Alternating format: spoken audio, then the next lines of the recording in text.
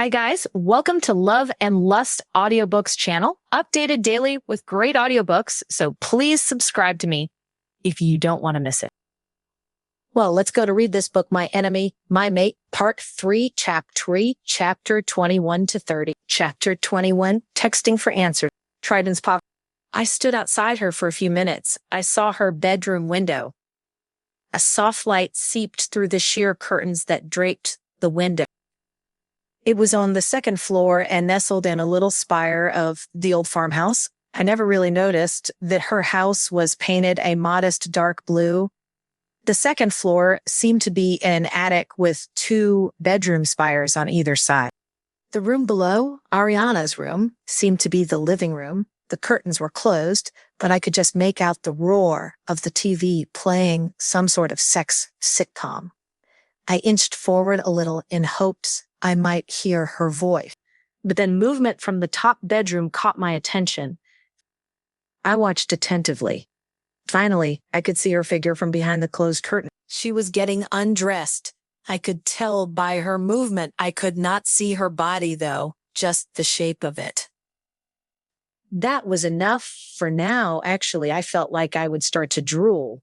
I saw her shadowy form from behind the curtain as she tore off her shirt, unhitched her bra, and then threw on her nightgown. Part of me felt terrible for watching, but I told myself that I wasn't doing anything wrong since I did not see her totally naked. I watched her take down her hair and brush it softly. She was so gentle. I remembered her hands and kisses the other night and felt laid down and watch her. I was completely comfortable watching her and feeling complete. But just as I felt myself getting completely comfortable, I saw her fling open the curtain. She was peering out across the field, and I panicked and dashed away. But I thought to myself as I snuck away into the night, at least I got to see her. And she was safe. I ran home with my heart feeling much better. Ariana's pop. I walked up the stone steps of high school. I felt bad for missing my date with my soulmate last night. I wondered if he was okay. I hoped he was. I felt that tonight. I did not even want to go home first. What if my mom decided to have even more bonding time with me? I felt desperate. Girl, I heard Carol's voice calling from behind me. She had a huge grin on her face as she ran up to me. I noticed her hair was down and she wore a really cute white skirt, denim jacket, and some sort of leather cowgirl boot. She looked exotic but cute. I liked how she always dressed so strangely, yet it looked so perfect on her. I knew I could not pull off such a unique look. Everyone would stare at me and mock me. I didn't have her spontaneous attitude. Oh, you'll never guess what my mom gave me. She held out her wrist and showed me a pretty crystal bracelet. It was beautiful. It was my grandmother's, she exclaimed with a soft smile as she examined it on her wrist. I told her I loved it and thought it looked amazing, but underneath it all, I could see she seemed to be struggling a little. She seemed to be trying so hard to be accepted somewhere and be normal. I guess this school separation idea might still be bugging her. Yeah, I gave her a hug and told her I needed to run to science class. She told me she was running to history and wished me luck. I entered science and saw it was mostly empty right now. It has not started yet, but I took a seat and started flipping through my textbook. Everything has been so crazy lately. I had trouble remembering the chapters I literally read last night. As I flipped through the chapters, refreshing my memory, someone came and sat right next to me at the neighboring desk.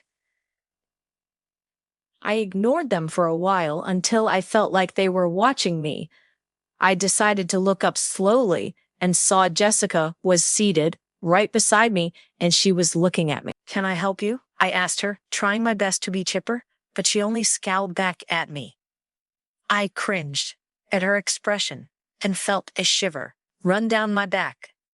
I don't need anything from you, she hissed back at me. She turned away and folded her arms. I could tell she was remarkably annoyed. I didn't really know why, though. "Do you have a problem with me?" I asked her, feeling irritated by her irrational behavior. "Why don't you ask Triton what I don't like about you?" She spat back at me, still looking ahead at the front of the class. I had no idea what she was looking at so intently. There was nothing up there. The teacher didn't even arrive yet. I figured she was just acting like she did not need to look at me. I rolled my eyes angrily, but asked, "What on earth are you talking about?" "Ask Triton what I'm talking about," she answered me angrily. Now she spun about in her seat and gazed at me with fiery eyes. She was furious, and I had no idea why. Why on earth did she keep bringing up Triton? I haven't even spoken to him. He told me he did not want to speak to me. Why does she keep blaming me for what happened between her and Triton? I barely spoke to Triton. What's wrong with you? I finally asked her. I have not even spoken with Triton. What she exclaimed, her eyes seemed to get a glow, and she had a small smile play on her lips. She continued to watch me, and I decided to explain. "Well, I don't speak to him," I continued, but decided not to tell her that he asked me not to speak to him. "I don't think he wants to speak to me." To my disappointment, she let out a smug giggle and looked forward once more. The teacher had now entered the class and began speaking. But I was too confused by her reaction. Why did she seem to think I was the one who messed up her relationship? I decided to ask to be excused, got a hall pass, and went to the restroom. I pulled out my phone and sent Triton a message. I needed to speak to him. "Hey, do you think you can talk today after school?" I sent him this text. The day passed and I received no message back. I didn't know if he even read it or not. At lunch, my stomach was in knots. I hated that feeling of dread I got when I regretted sending a text, but couldn't take it back. I thought about what Jessica said to me and wondered what it all meant. It confused me so much as to why she thought I was somehow involved in them breaking up. The rest of the day passed rather uneventfully, but my mind was bustling. I tried to avoid as many people as possible. I just wanted to think. Maybe Triton was too concerned about the fights. He seemed so nice before, but now he won't even talk to me. Chapter 22, Waiting for Answer. Ariana's Pov. I looked back at my phone. I had only an hour left of class for the day, and then I'd be finished for the day. I needed to speak with him. I wanted to know what Jessica meant when she said those things. Why did she seem so smug about what I told her? It made no sense in my mind. She continues acting like I somehow ruined her relationship with her boyfriend, but I am never even with him. So why would she single me out as the one causing the issues? Is it because I am single now that Alex broke up with me? I sighed. That can't be it. There were plenty of girls at school who were single. They could have done it too. So why me? Maybe I'll try texting him one more time. It would seem overly eager, I guess, but maybe he will realize how much I need the answer. But when I opened my messages, I saw a note that said he had read it. I felt myself hold my breath. There was no typing, no response. I moaned. "Ariana." I heard the voice of my teacher from the front of the class. I immediately came to attention and hid my phone. "Yes, Miss Walsh," I responded. She smiled back at me gently and said, "I asked you to please perform the function on the board." She was obviously being generous to me. She had to see me holding my phone, but decided to go easy on me and act like she didn't see it. I gulped, blushed, and walked up to the boards. I took the chalk with confidence and answered the equation with ease. I was really good at math. It was so much more straightforward than men and relationships. It always made sense and was predictable. Miss Walsh reviewed my work, asked a few questions, and then told me to be seated. I tried to tell her I would not use my phone again in class, but she shushed me. She gave me a look that told me not to worry, and I sat back down. After class, I checked my phone once more and saw that he still didn't answer. I decided I had no choice but to try to corner him on his way out. I know it sounds like a stalker or something, but I think I need some explanations. When I saw Carol in the hallway, I asked her to help me. Kinda a boy? Sure. Why not? She answered with a giggle. So we dashed about the school in search of Triton. I searched the football field and everything, but he was nowhere to be seen. I was sure I looked rather amusing running around the field with a bunch of guys in tights asking for help. But the guys seemed more interested in catcalling me, at least the guys from my pack. The guys from the enemy pack sort of just sneered at me after doing this, and making a fool of myself, I decided to call it a day. Maybe Carol had more luck than I did. Any luck? I asked her when I came up to her. Not much, girl, she answered, leaning up against the locker and examining her nails. You gotta look at the cute football players. I was stuck in the geek lab. I laughed and answered, sorry, I didn't mean to do that. I just thought he might be out there.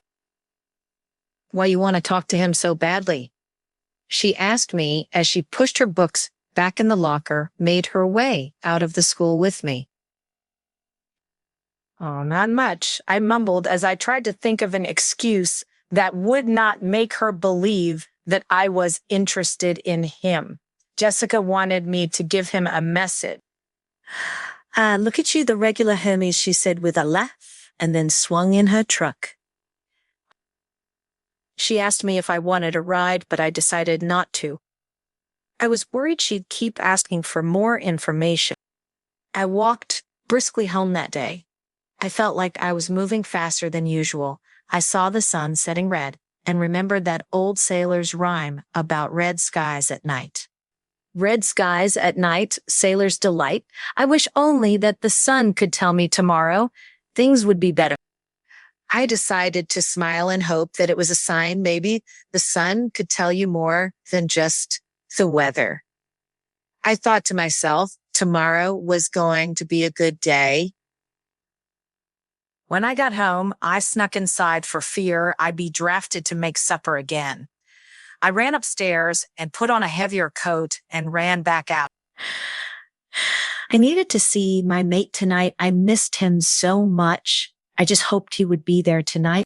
The leaves were turning a mushy mulch by this time. They sloshed and slid beneath my feet as I dashed to the river. But that did not slow me down. I was exhilarated. I could not wait to see him. When I got to the river, I was pleased to see his black silhouette against the backdrop of the woods. I barely waited long enough to admire him as I usually do. I hopped across and buried my face in his fur. I was so pleased to feel the silkiness of his fur once again. He had a warmth radiating from him. I felt he was just as happy to see me as I was to see him. At first, I wanted to jump into an explanation of what happened last night, but I was surprised he did not seem to need an explanation.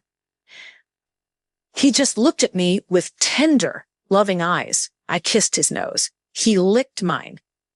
I laughed, but told him I really loved it.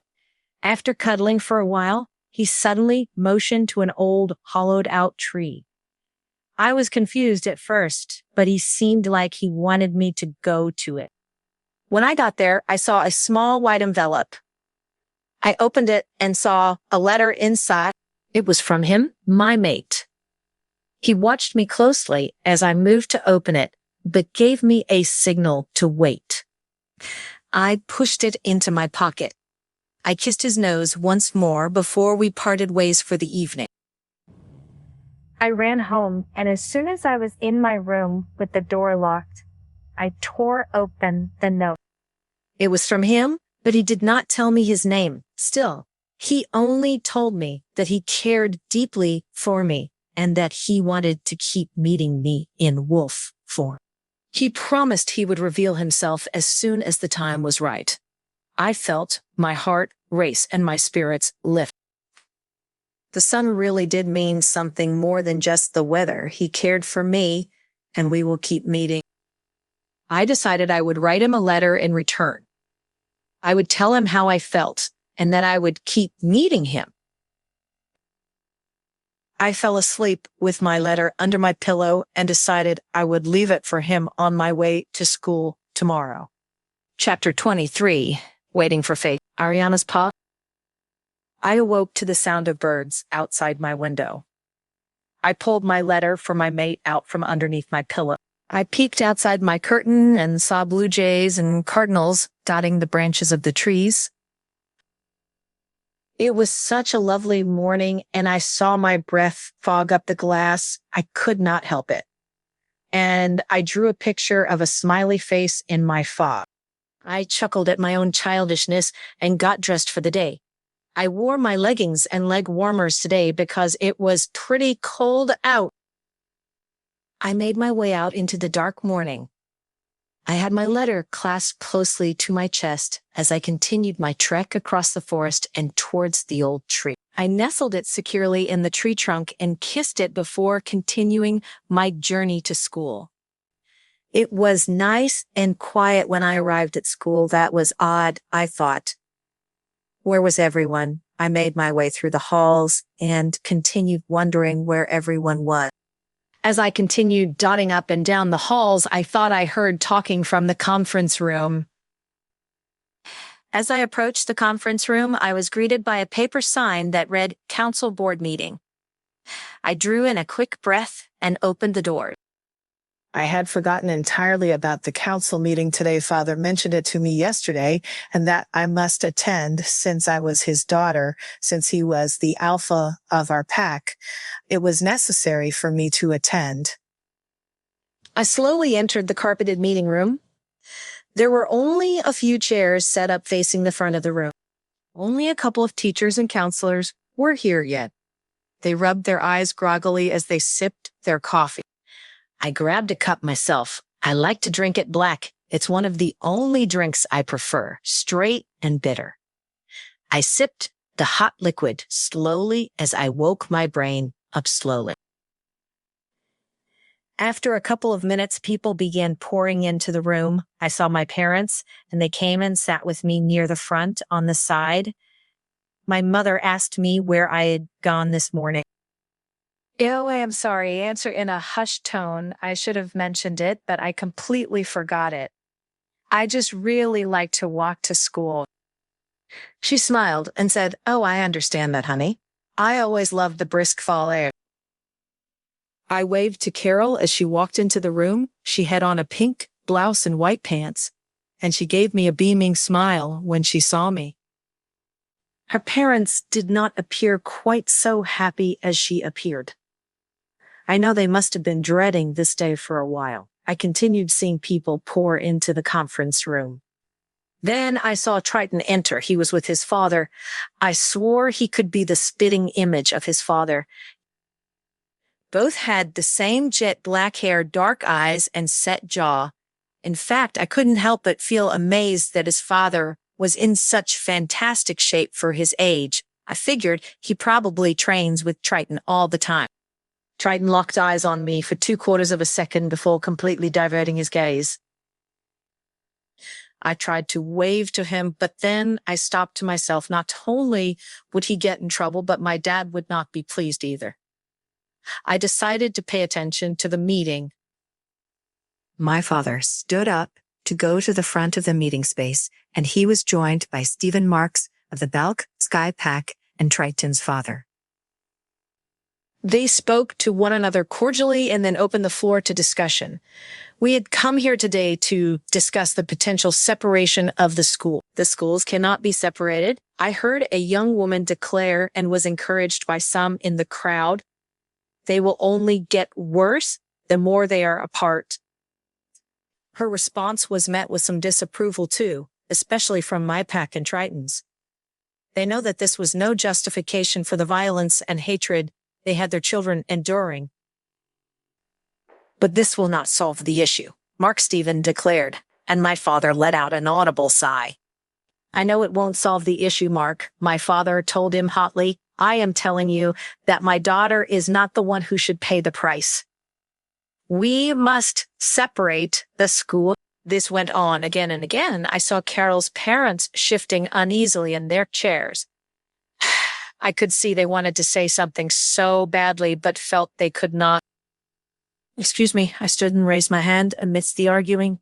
They all turned about to face me. Please allow Carol's parents a moment to speak. I blurted out, but kept my head bowed respectively. My father did not appear pleased at all, but they all agreed, and Carol's parents joined the talk after a moment.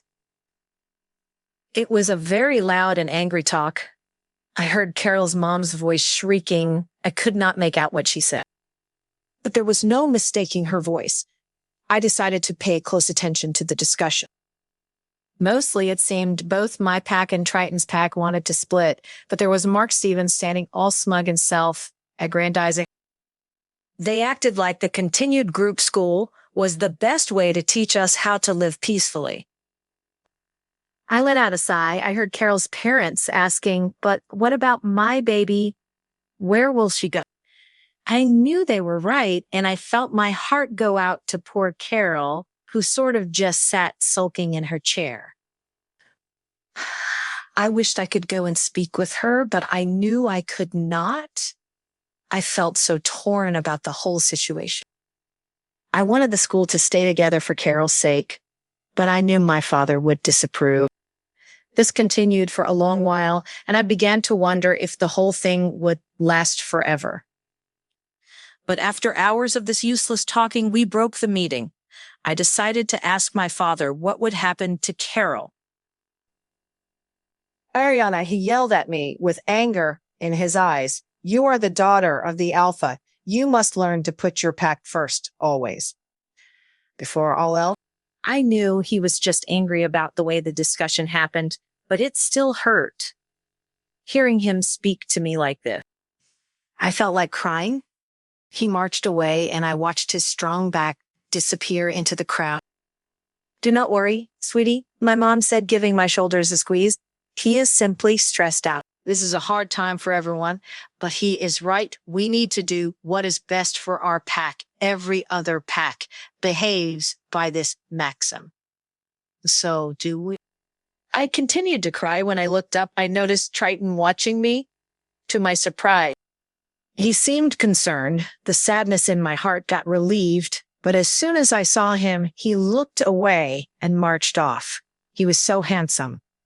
I thought as I watched him leave. My mom gestured to me to stay away from the enemy pack. I could only smile back at her and find a seat. Suddenly, my whole body felt heavy and tired. I did not understand this. It was like I did not sleep in weeks or something. I tried to remain normal, but it was hard.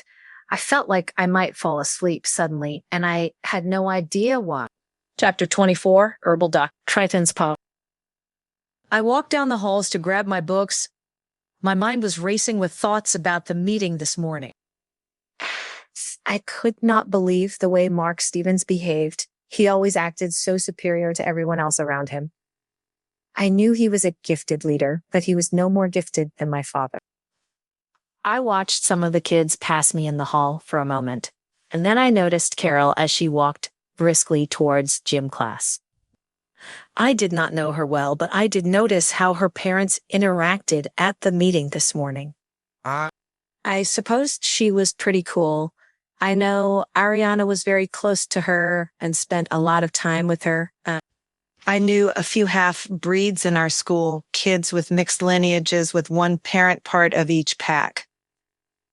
Some of them had enemy pack parents, while others had one neutral and one fighting pack member.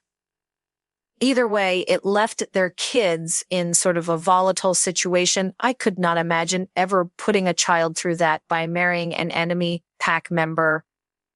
But then I remembered Ariana. Well, I told myself she wasn't really an enemy pack member. She was misunderstood, but she would come around to join my pack once she saw reality. Would she? I shook my head at these ridiculous thoughts. Why on earth would she abandon her pack for me? Why would I expect her to? It was ridiculous. I let out an audible sigh. Hey, Triton, you okay? Came the seductive voice of a hot cheerleader as she passed me. I swallowed hard at the sight of her. I thought she was the girl who made out with me in the cafeteria a few weeks ago. Maybe. I really didn't care. I just nodded and excused myself. She made that I am shocked sound in her throat before turning and stomping away. I was so relieved. I couldn't stand most girls. They all expected you to stop what you were doing and only pay attention to them. But Ariana was not like that. She was so sweet and Corey. She was so perfect to me. I entered the class and sat down. It was herbalism. The whole room smelled like incense and rosemary. I really loved this class. The clean scent always made me feel at ease. I opened my book to figure out what we would be studying today when I smelled daffodils. At first, I was too distracted to realize what this meant, but then I noticed what this meant, and I jumped up. There she was, Ariana, entering the classroom. She had a beautiful red bow in her hair that pulled it back into a neat ponytail. Her face was so tiny and cute, with a lovely smile playing on her lips. She looked so beautiful, I just could not stop staring at her. Oh, Triton, we both have herbalism, she said to me as she entered. She beamed a huge smile at me, and I felt weak at the knee. Yeah, well, I started to mumble as I looked around the room to find a way of escape. I need to sit over there. Bye. She looked so confused with my response, and I felt like a complete idiot. What was that supposed to be? Luckily, she did not seem too bothered by the whole thing, and she just sat in her normal seat. I sat at a new desk and just hoped that whoever it was did not show up. Fortunately, they did not. Our teacher came and started to show us how to grind dried rosemary with a mortar and pestle. It is really very simple. She told us all with a nice smile. She wore baggy sort of reggae-styled pants and a tie-dyed shirt. She was officially the most exotic teacher, but she was also everyone's favorite. Now, please pair up with your partner and start blending these 3 herbs together, she instructed. I started to feel some panic arise in my chest when she said that. I knew that Ariana was technically my partner in this class because I usually sat next to her. Maybe she had forgotten. I picked my head up to find her walking towards me with all of the supplies. I gulped. There was no stopping this now. Hey, Triton, she said with a slightly timid smile, so we need to make a disinfectant salve. It is made with ground up rosemary, honey, and cayenne. I think the cayenne is meant to stimulate blood flow, but it is very spicy, so be careful with it. I nodded as she handed me the red powder and was not sure exactly what to say. She started grinding the rosemary, and I just stared at the red powder dumbly. After a moment of not saying or doing anything, I guess she decided to ask a question. Are you afraid of the cayenne? She asked me, but not in an accusing manner. I think she was genuinely concerned about whether I was afraid of cayenne. Oh, no, I stammered as I started scooping small spoonfuls of cayenne in with the rosemary. She was so lovely. I watched her movements with absolute wonder. I hoped that it did not seem obvious, though. I could not resist watching her, though. She moved the pestle with such dexterity and focus, and I admired it. She made small talk with me, and I was a little short with her, mostly because I still felt uncomfortable with the idea that she was the enemy pack and did not know what to do about it. But then she looked at me with a serious gaze. I suddenly got the urge to run away. Triton, I need to know something. She started off uncomfortably. I knew that no conversation with a girl ever went well when they started it with that line. I braced myself. You see, it's about Jessica, she told me, not looking me in the eyes. I noticed her ears were small and cute as well. I was very easily distracted by her. I hoped she did not notice. Jessica has been acting very cold towards me. She suddenly blurted out. Her shy and coy demeanor just fell away, and she had a determined look on her face.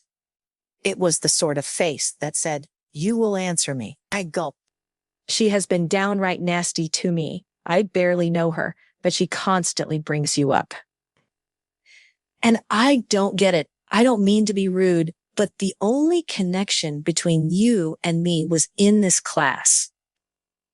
And you also helped me several times. Thank you for them, but I never did any other thing. I don't understand why she seems to blame me. Why is that, Triton? She rambled so fast, I could barely keep up. I could tell this was obviously on her mind for some time. I felt my skin crawl, and a cold sweat developed on my arms and back. I, again, felt the powerful urge to run away. I looked at her beautiful eyes and felt like I was in a trance. I looked down at my feet. What on earth would I say? What could I tell her? Chapter 25, Meeting and Ambush, Triton's Pub.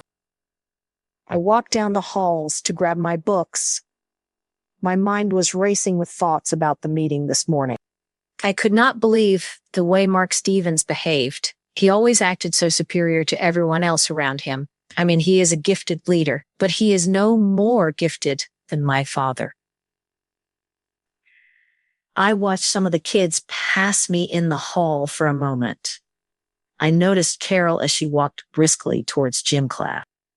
I did not know her well, but I did notice how her parents interacted at the meeting this morning. I suppose she is pretty cool. I know Ariana is very close to her and spends a lot of time with her. I know a few half-breeds in our school, kids with mixed lineages, with one parent part of each pack. Some of them had enemy pack parents, while others had one neutral and one fighting pack member. Either way, it left their kids in sort of a volatile situation. I could not imagine ever putting a child through that by marrying an enemy pack member. But then I remembered Ariana. Well, I told myself she isn't really an enemy pack member. She is misunderstood, but she will come around to join my pack once she sees reality. I shook my head at these ridiculous thoughts. Why on earth would she abandon her pack for me? Why would I expect her to? It was ridiculous. I let out an audible sigh. "Hey, Triton, you okay?" came the seductive voice of a hot cheerleader as she passed me. I swallowed hard at the sight of her. I think she was the girl who made out with me in the cafeteria a few weeks ago. Maybe I really didn't care. I just nodded and excused myself. She made that "I am shocked" sound in her throat before turning and stomping away. I was so relieved. I couldn't stand most girls. They all expected you to stop what you were doing and only pay attention to them. But Ariana was not like that. She was so sweet and coy. She was so perfect to me. I entered the class and sat down. It was herbalism. The whole room smelled like incense and rosemary. I really loved this class. The clean scent always made me feel at ease. I opened my book to figure out what we would be studying today when I smelled daffodils. At first, I was too distracted to realize what this meant, but then I realized what this meant. And I jumped up. There she was, Ariana entering the classroom. She had a beautiful red bow in her hair that pulled it back into a neat ponytail. Her face was so tiny and cute, with a lovely smile playing on her lips. She looked so beautiful, I just could not stop staring at her. Oh, Triton, we both have herbalism, she said to me as she entered. She beamed a huge smile at me, and I felt weak at the knees. Yeah, well, I started to mumble as I looked around the room to find a way of escape. I need to sit over there. Bye-bye. She looked so confused with my response, and I felt like a complete idiot. What was that supposed to be? Luckily, she did not seem too bothered by the whole thing, and she just sat in her normal seat. I sat at a new desk and just hoped that whoever it was did not show up. Fortunately, they did not. Our teacher came and started to show us how to grind dried rosemary with a mortar and pestle. It is really very simple. She told us all with a nice smile. She wore baggy, sort of reggae-styled pants and a tie-dyed shirt. She was officially the most exotic teacher, but she was also everyone's favorite. Now please pair up with your partner and start blending these 3 herbs together, she instructed. I started to feel some panic arise in my chest when she said that. I knew that Ariana was technically my partner in this class because I usually sat next to her. Maybe she had forgotten. I picked my head up to find her walking towards me with all of the supplies. I gulped. There was no stopping this now. Hey, Triton, she said with a slightly timid smile, so we need to make a disinfectant salve. It is made with ground up rosemary, honey, and cayenne. I think the cayenne is meant to stimulate blood flow, but it is very spicy, so be careful with it. I nodded as she handed me the red powder and was not sure exactly what to say. She started grinding the rosemary, and I just stared at the red powder dumbly. After a moment of not saying or doing anything, I guess she decided to ask a question. Are you afraid of the cayenne? She asked me, but not in an accusing manner. I think she was genuinely concerned about whether I was afraid of cayenne. Oh, no, I stammered as I started scooping small spoonfuls of cayenne in with the rosemary. She was so lovely, I watched her movements with absolute wonder. I hoped that it did not seem obvious, though. I could not resist watching her, though. She moved the pestle with such dexterity and focus that I admired it. She made small talk with me, and I was a little short with her, mostly because I still felt uncomfortable with the idea that she was the enemy pack and did not know what to do about it. But then she looked at me with a serious gaze. I suddenly got the urge to run away. Triton, I need to know something. She started off uncomfortably. I knew that no conversation with a girl ever went well when they started it with that line. I braced myself. You see, it's about Jessica. She told me, now looking me in the eyes, I noticed her ears were small and cute as well. I was very easily distracted by her. I hope she did not notice.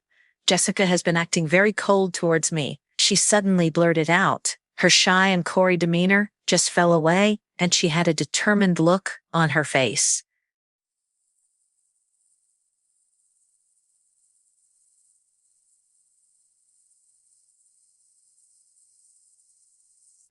She has been downright nasty to me. I barely know her, but she constantly brings you up. And I don't get it. I don't mean to be rude, but all I ever was nice to you in class. I never did anything. I don't understand why she seems to blame me. Why is that, Triton? She rambled so fast I could barely keep up. I could tell this was obviously on her mind for some time. I felt my skin crawl and a cold sweat developed on my arms and back. I again felt the powerful urge to run away. I looked at her beautiful eyes and felt like I was in a trance. I looked down at my feet. What on earth would I say? What can I tell her? Chapter 26, Exhaustion in the Night. Ariana paused. I signed my letter to my mate and put a little heart above the I in my name. I thought it was really cute, so I hope he did too. I stuck it in an envelope and started to head downstairs and out the door. But I was stopped by my dad. He looked very serious, and he rubbed his temple as he seemed to sort out the thoughts in his head. I tried to be polite and wait for him to finish his thinking and say what he wanted to, but I really wanted to get out to give my mate his letter.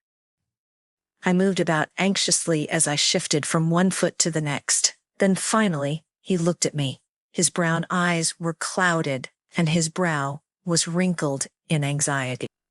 "Ariana, will you come to my office, please?" he said to me, gesturing to his private study. I followed his lead. I found it so strange how he acted.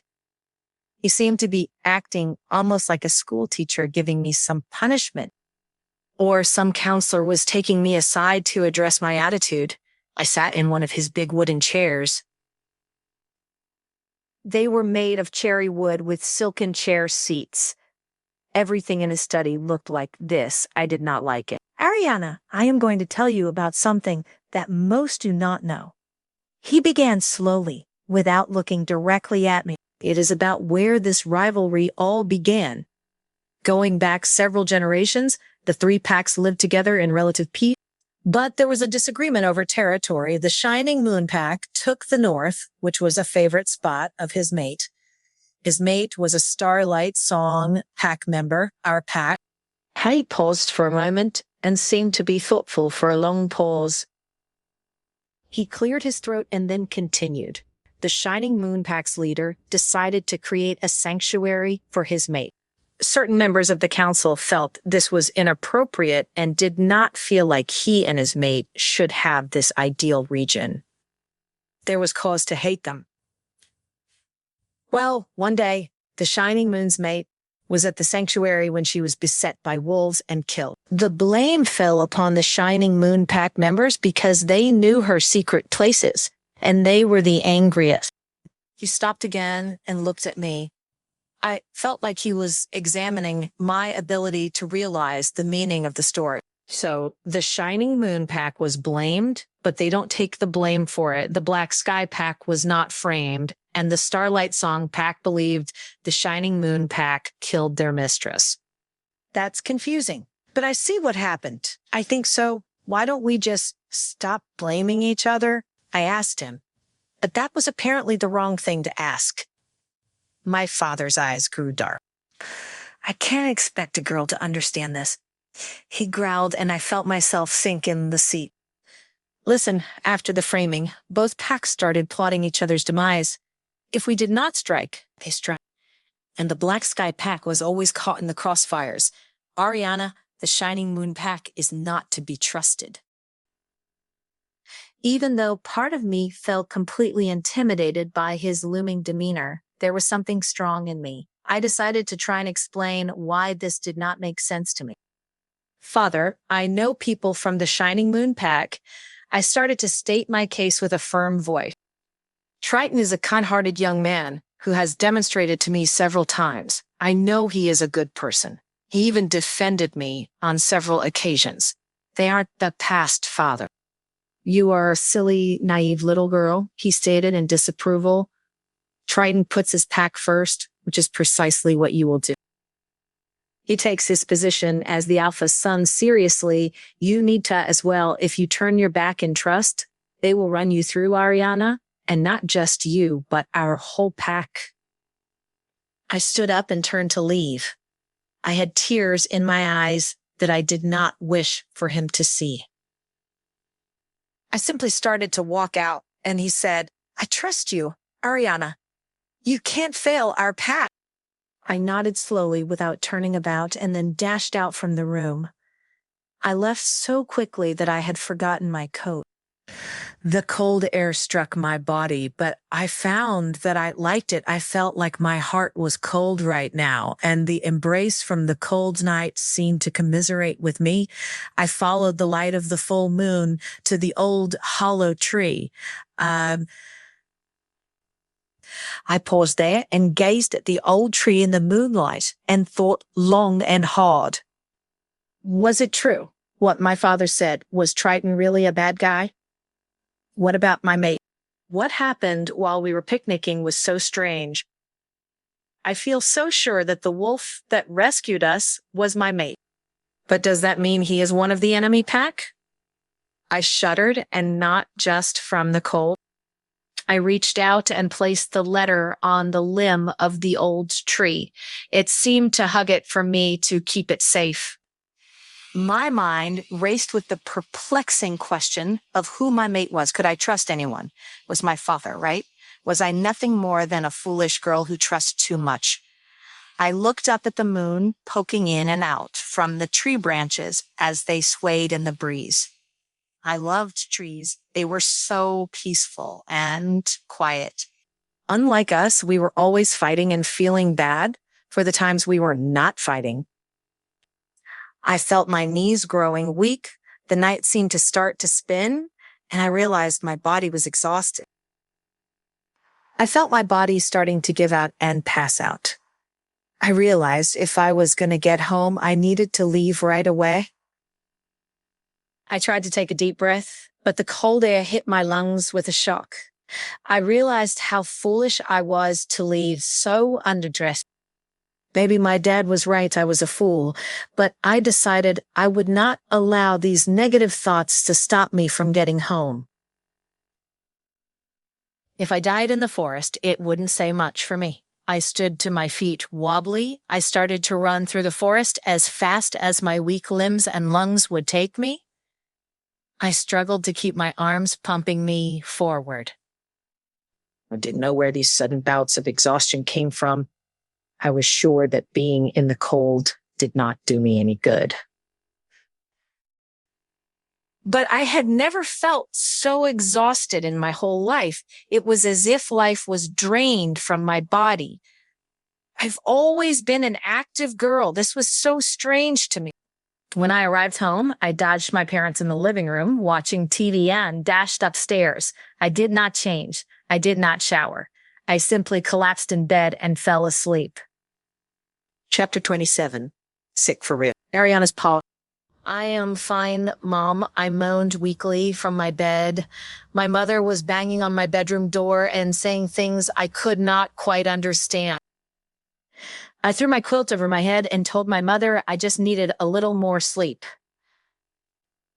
Ariana, I don't know. My mother's muffled voice came from behind the door. Let me call the school and let them know you aren't well.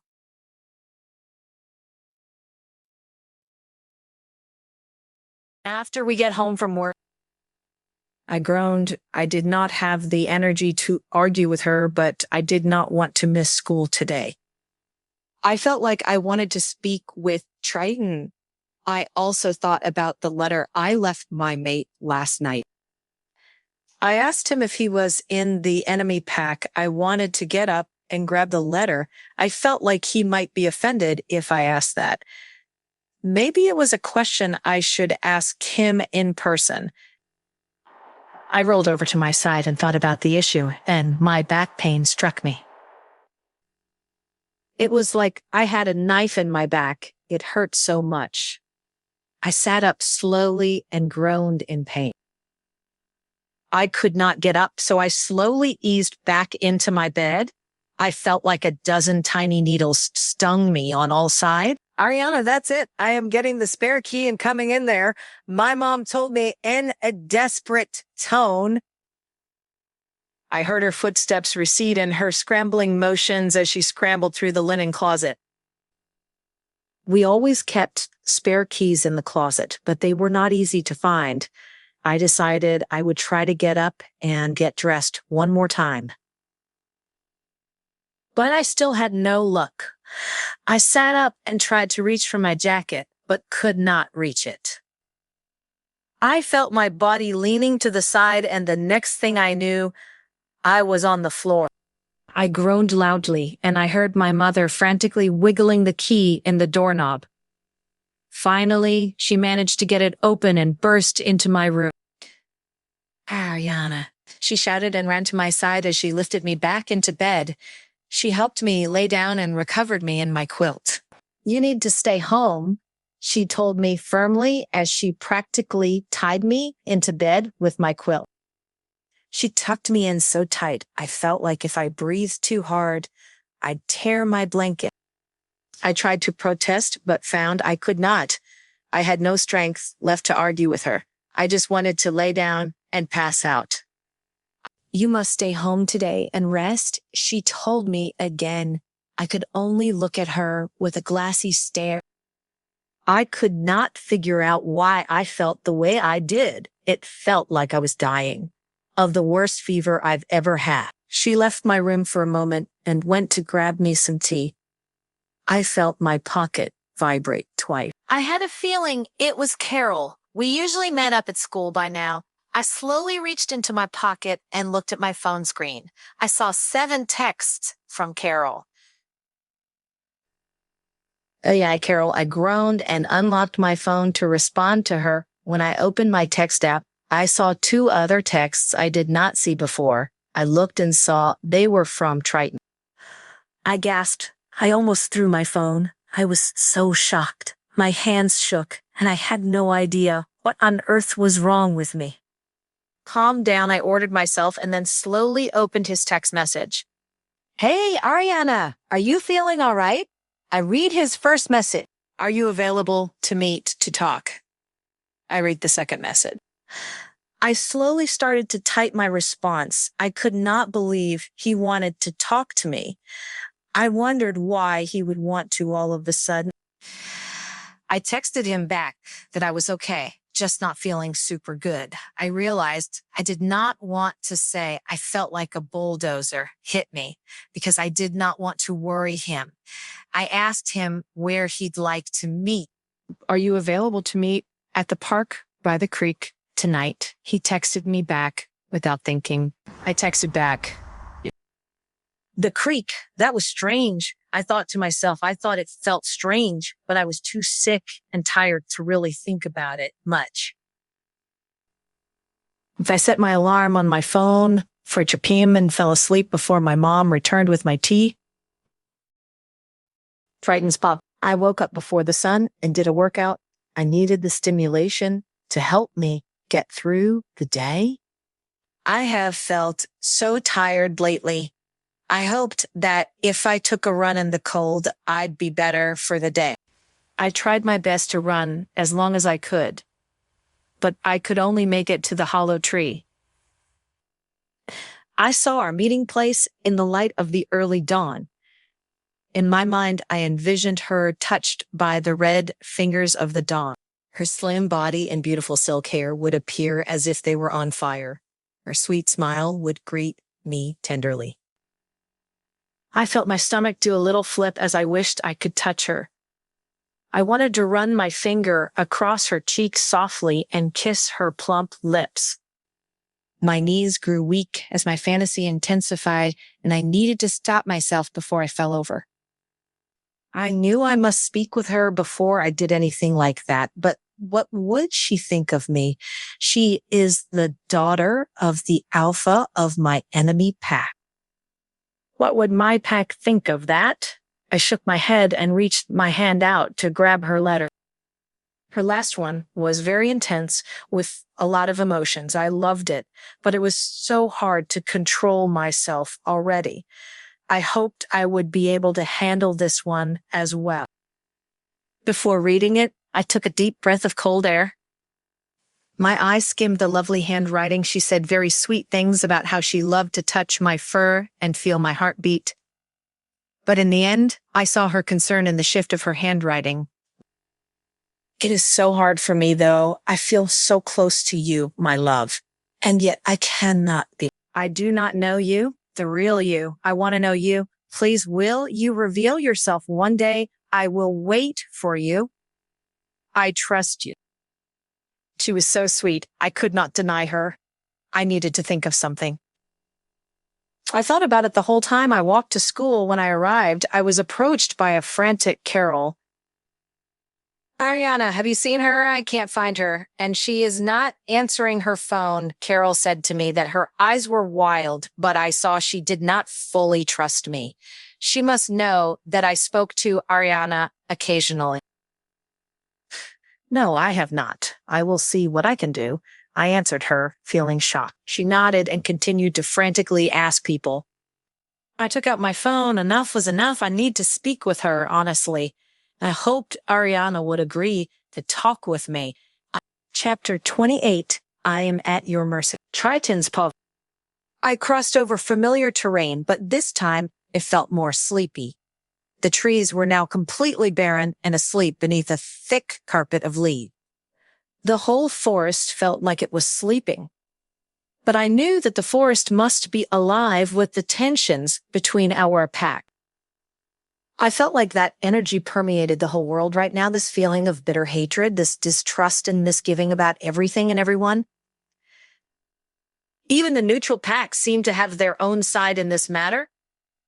I spat on the ground in front of me. I really did not like nor trust the neutral pack. My mind returned to the meeting a few days ago. I remembered my father speaking in raised tones with Ariana's father, and I remembered the smug personality of Mr. Stevens, like he was above arguing, and the rival packs were children they must control. A twig snapped beneath my feet, startling me out from my own thoughts. I wondered about Ariana's letter. What I really needed was advice. Did she feel sick too? If she did, maybe this had something to do with the both of us. I shook my head to stop the constant flow of thought. I just need to get to the herbalist. She could help me for sure. She frightened me a little.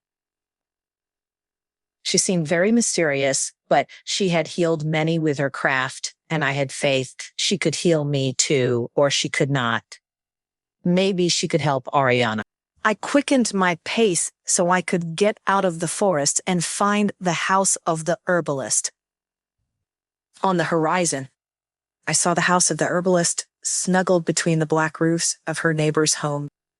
I dashed down the hillside and entered the sleepy part of the village. I never ceased to be amazed by the calmness that filled this area of the district. It feels like something out of a fairy tale. I really liked it. The cobblestone walkways led to the door of the herbalist's house. Her gardens were a little barren now, except there were pumpkins with jack-o'-lanterns carved into them surrounding the home and corn stalks. I also saw a unique-looking scarecrow that hung in the corner of the garden. It was not the usual scarecrow with the cute little face painted on it. It was a black cloak hanging on a peg with a strange straw hat on it. It gave me shivers. I felt so lost as I stared at it. "You've met my friend, have you?" creaked an old voice from behind me. I jumped with a start at the sound of her sudden voice and spun around to face the short, bent figure of the herbalist. She leaned on her cane and watched me closely. Her eyes again felt like two bottomless holes into the dark unknown. She smiled a lot, though, in a most charming manner. "That is my crow catcher," she told me with an inquisitive glance. I really love crows and ravens. I have not seen one in such a long time, though. Do you know where they've gone to hide? I grinned at her in response. She reminded me a little of a child with her innocence. I wish I was as good as she was. I bet Ariana has a heart as pure as the herbalist. I am afraid I have not seen many crows or ravens myself. I answered her with a nod. "Oh, that is too bad," she sighed as she leaned more heavily on her cane. "You know, ravens mate for life. They only have one mate in their entire life if they cannot be with that mate. I see them suffer from heartbreak. It is up to them to decide if they will be with their mate or not. But Triton, they must choose." She gazed deep into my eyes as if she had just said something very important, and I knew she did. She was telling me about Ariana and me. And if the raven is only in the relationship halfway, they suffer. I asked her, but actually I was referring to myself. "Indeed, Triton," she nodded firmly again, gazing at me intensely. "They must make a choice completely. And you need to commit to it. They owe it to themselves and their mate, or else they suffer as does their mate." I understood what she meant. She was saying I was causing my suffering. And Ariana. I was supposed to decide whether I would mark her or not. I could not be in limbo anymore. I thought she saw the glimmer in my eyes because she smiled. "Thank you so much for your help," I said to her with a smile. She shrugged and said, "What help? I just love crows and ravens." She shrugged, but then turned to me seriously and added, "Go, Triton. Do what is right." I went back to my house quickly and grabbed my car. I wanted to get to our meeting place quickly. I drove a bit recklessly, but I needed to. I finally arrived at the spot and was going to get out of my car when someone pounded on my window. I jumped with a start. Someone punched right through my driver's side window. The glass shattered, revealing Alex's face. I gasped in shock as his bloody fist grabbed my coat collar. I struggled to stop him from pulling me out. I locked my door and threw a fist back at him. He reeled back with a grunt, but I saw how angry his eyes were when I came back to me. I pulled myself out of my car and I felt the glass of the window scrape my body. I was pulled from my car and saw two other wolves from Ariana's pack there. I gulped. It was an ambush. You can't do this, I said to Alex, trying desperately to hide my weakness. You are in our territory, Triton, he answered me, spitting at my feet. This was a public space. They could not attack me here. I was about to say this when Alex morphed and leaped at me. I morphed and braced for the impact. When it finally hit me, I was able to shake him off. But I knew he was coming back and two others were with him. I could not withstand them right now. It's not a wise action to fight with several healthy and strong wolves in my weakened condition. I managed to lift myself and scramble away. I decided to try to take shelter at the creek. I dashed towards the river as fast as I could. I didn't want to waste time fighting with them. My only hope was to hide in the river and take them to see Ariana. I needed Ariana. I could smell her scent. She was the Alpha's daughter. She must order them to go back. If they still attacked me, I had to leave and evade them in the water. After all, I was the best swimmer in my pack. I ran quickly with Alex and the other two wolves at my heels. I noticed the other two tend to run in front of me and stop him from jumping into the river. But unfortunately, I was faster than them. Even my body didn't feel good. Now, I jumped into the river after seeing Ariana there already. She stood when she heard me approach. I saw the worry in her eyes when she saw the others. I will explain this to you, but now, Ariana, please get rid of your annoying pack members. Chapter 29. I am the Alpha's daughter, Ariana's pop. I decided to head to the meeting place early, but I stopped by the river rather than going to the park. It is not far from where I was to meet Triton. I didn't fully know why, but I wanted to see if my mate was near. I could not shake the odd feeling I had about meeting Triton. I thought about his odd behavior towards me, and I wondered what made him change his mind about meeting up with me. If he were a normal boy, every part of me screamed that he was not. I would have simply assumed whatever girl he fancied before did not want him. So he was coming after the sweet girl. But this just did not seem to be what was happening. I don't think he would have a romantic interest in me because we are enemy pack members. Actually, we were even more than this. We were the children of our pack's alphas. This made the whole situation even stranger. No way he would entertain any romantic ideas about me. I looked around the forest. The sun was setting red in the distance. It looks so beautiful out there. The universe was so cold, and yet there was this massive ball of fire burning out there. I saw it burn hot and red in the frozen autumn sky. How I wished I could take it for only a moment and give it a huge hug. I've felt so much pain lately. I didn't want to feel this coldness and pain anymore. I wanted to hold my mate like the sun. I wanted to feel his warmth and energy course through my body. I remember the tingling I felt whenever I caressed his fur. I wonder if that is what the sun feels like. And what would it be like to hold him as a man?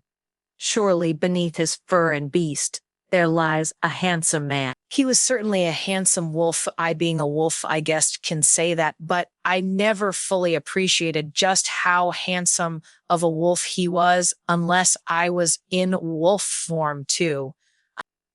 Maybe after I meet up with Triton, I will come back here and take wolf form and wait for my mate. I would need to get naked. I giggled at the thought and wondered if I was ready for my mate to see me naked just yet. Would he enjoy my body? Although I quickly realized that I had never seen him naked either, but after all, he has never shown me his human form at all. I could not help but be bothered by that. He could see me, but I can't see him. It was truly unfair. Every time I was with him, the feeling fell away, though. The next thing I knew, I had my arms wrapped around the massive mane of black silk fur. I began to fantasize about what my mate would look like in human form. A stern, set jaw that only smiled at me. Eyes that set in the face like two stars that have been there for eternity seeking the one thing they've waited to behold. His hair was black as ebony. I continued to build this fantasy in my mind until I felt completely immersed within it. Awuru awu. I heard the sharp cry of a nearby wolf pierce my ears. It was not my pack's cry. It was the rival pack, but it was a cry of distress. A moment later, his cries were challenged by 3 howls. Those I knew they were my pack's cry.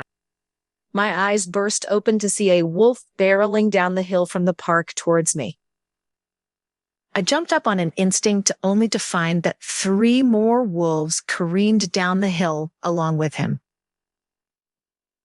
I caught my breath in my throat when I saw the silvery shimmer of the coat of the first wolf. It was my mate.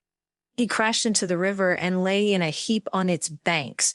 I saw his large body continue to rise and fall uncontrollably.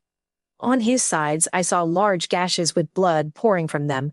My first desire was to nurse his wound, but I quickly realized that I must first address the threat of the 3 other wolves.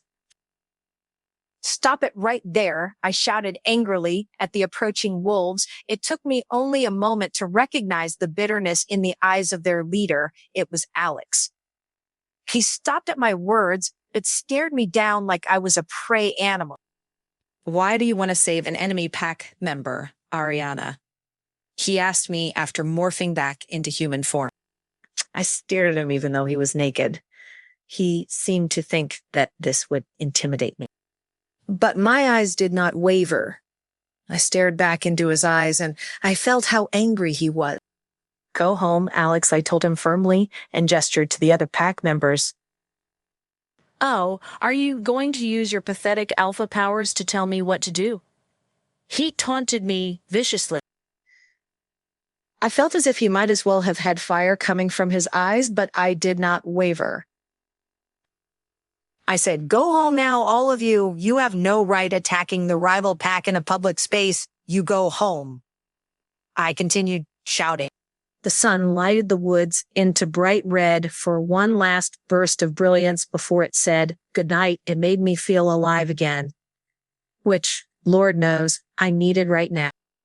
Why are you here? It's almost like you wanted to meet him here. Alex continued to stare at me with an aggressive look on his face. I just happened to be going for a jog and heard you were creating a public disturbance. I answered him with my hands planted on my hip. Really? He asked, his eyebrow raised in disbelief. You don't look like someone who is dressed for a run. I quickly looked down at what I wore. Damn it, great. One day I decided to get dressed up. I played it cool though. I can wear what I want to wear. Alec. He growled at me. It sounded dumb. He didn't believe me, I could tell, but he could not argue with it either. Alex continued to stare at me. I stared back at him. The other 2 wolves began to whimper when I rested my gaze upon them. They put their tails between their hind legs and scampered away. I turned to look at Alex. He stared back for a long time. You need to start thinking about the pack, Ariana. He lectured me like my father, but he was not my father. I and my father know what is best for our pack. I spat back at him. You will not presume to know what is best for us. Starting a war because of your pathetic ego is not what is best for the pack, saving our strength for when it is needed most. That is best for our pack. He seemed to be hit by my words, like I had just slapped him across the face. He seemed to take in the sting slowly and then morph back into a wolf before he snuck away. Once I was certain he had gone away for good, I turned to my mate. He was an enemy pack member. Then it did not matter just yet. I would heal him first. Chapter 30. Who are you really? Ariana's poem. I tore the sleeve of my shirt to create a makeshift bandage for him. I dipped it in the pristine waters of the river and proceeded to cleanse his wound. He grimaced at first when he felt the pain, but he did not present any resistance. I wished he was not in pain, but at the same time, I somewhat liked playing nursemaid to him. It felt somewhat endearing. I noticed I touched his ears lovingly. He had cuts everywhere. My love, I whispered gently in his ear, I would really love to see who you are. I kissed his ear and he seemed to weaken beneath its power. I smiled. I wondered again about what he would look like as a man. I was sure he would be all beat up, for sure, but I also knew that beneath all of the cuts and bruises, there would be a muscular young man. The one thing I hoped was that his eyes would look the same. They were his greatest gift, I thought. They were like a spell cast over you. It was like you could not move when those eyes rested upon you. I found a plant known as plantain, still green and alive beneath the protective warmth of the autumn leaves.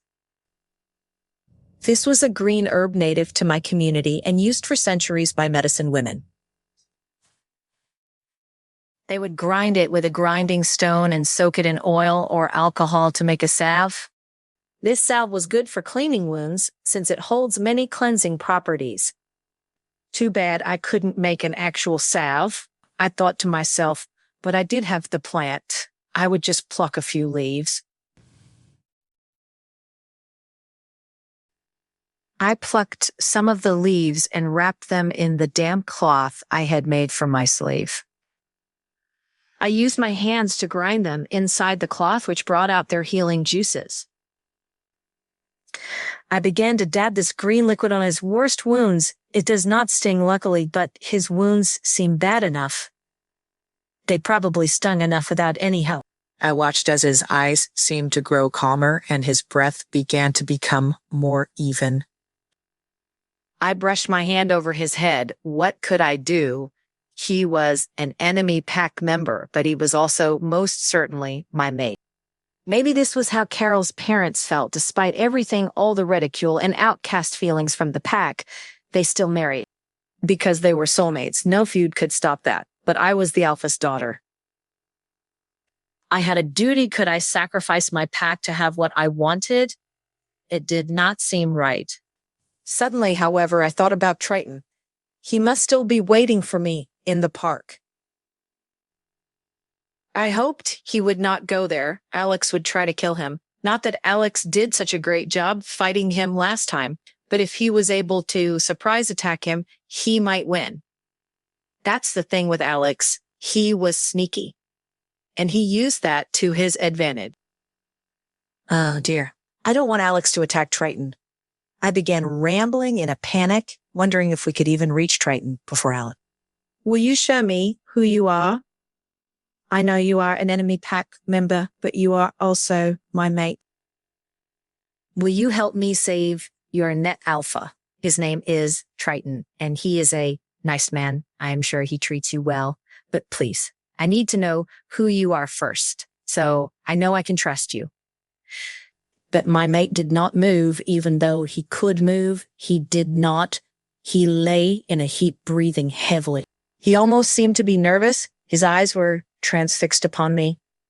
I gazed back at him curiously. Slowly, he stood up and gestured for me to follow him. I was perplexed because I felt that I should be the one leading the way right now. But I knew that when he wished me to follow, it was serious. I quickly dashed after him through the now dark woods. He seemed to be on high alert and wished for me to stay close to him. Finally, we came to the park and I saw Triton's car, but I did not see him anywhere. I glanced frantically. Where could he be? Did Alex get to him first? My pulse and heartbeat rose quickly as I scanned the surrounding area for any sign of him. But I did not see him, but I could see quite a lot of blood on his car. I looked over to my mate and was about to explain that Alex and the other members of my pack must have broken the sacred rules in hurting a pack member on neutral ground. But my mate did not seem concerned. I felt my suspicion rising as I watched him sneak behind the car. He morphed. I could not see him yet, but his scent was gone. Tears suddenly rose to my eyes when I could no longer smell him. It was like having someone, love and trust, suddenly becoming somebody you can't recognize. Only unlike humans, werewolves, much like wolves, were dominated by scent rather than sight. So as soon as that scent went away, my mate seemed to vanish. All I smelled was lavender and soap. Just like Triton, exactly like Triton, the soapy smell he had that one day smelled so peculiar. The realization struck me like a flash of lightning in a summer sky.